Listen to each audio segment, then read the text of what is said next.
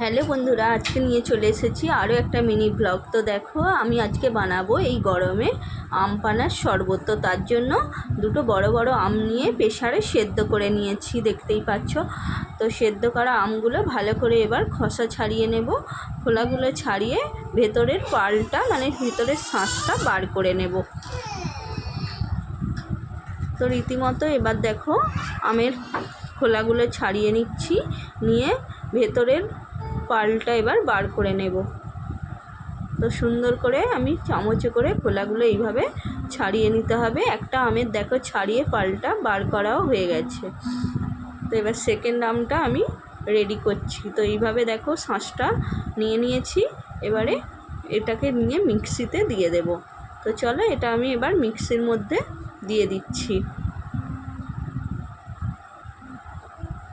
তো মিক্সির মধ্যে দিয়ে আরও যা যা কিছু লাগবে সেগুলো এর মধ্যে একে একে দিয়ে দেব। তো ভালো করে মিক্সির মধ্যে নিয়ে নিলাম। তো এর মধ্যে এবার দিয়ে দেব দেখো পরিমাণ মতো চিনি। চিনি তো লাগবেই। তো তারপর একটু দিয়ে দেব বিট লবণ। তো পরিমাণ মতো এবার দেখো বিট লবণ দিয়ে দিচ্ছি। যতটা পরিমাণ আম নেবে ঠিক সেটা বুঝেই কিন্তু এই জিনিসগুলো দিতে হবে। তো এবার দিয়ে দিচ্ছি এমনি লবণ, এটাও পরিমাণ মতো দিয়ে দিলাম।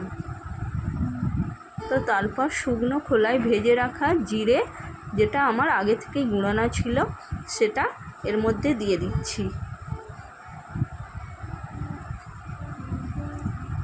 তো সামান্য আদা এর মধ্যে দিয়ে দিচ্ছি, যাতে করে টেস্টটা খুবই সুন্দর হয়, স্মেলটাও খুব ভালো আসে।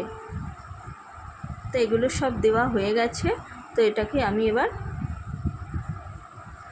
মিক্সিতে ঘুরিয়ে নিলাম। দেখো ঠিক এরকম একটা পার্ল বেরিয়ে এলো। তো এটা তোমরা স্টোর করেও রাখতে পারো অনেক দিনের জন্য ফ্রিজে, যেটা মাঝে মাঝেই তোমরা শরবত করে খেতে পারো।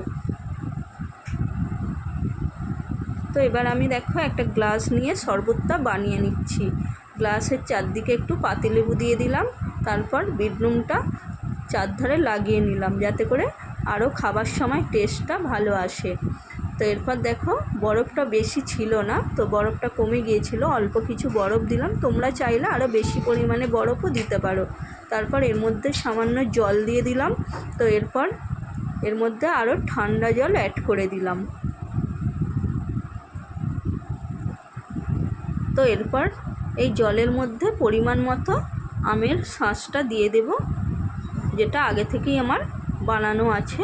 তো সেটা এইভাবে দিয়ে লেবুটাও সাইডে দিয়ে ব্যাস রেডি হয়ে গেল আম পানার শরবত। আর এই গরমে এটা তোমরা অনায়াসেই বাড়িতে বানিয়ে নিতে পারো। তো এবার এটা আমার মেয়ে টেস্ট করে বলবে যে কেমন হয়েছে।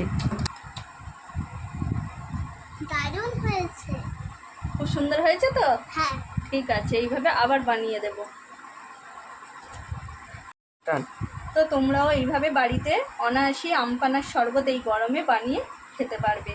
তো চলো, আজকের মতো ভিডিওটা এখানেই শেষ করছি। ভালো লাগলে একটা লাইক করে দিও। টাটা।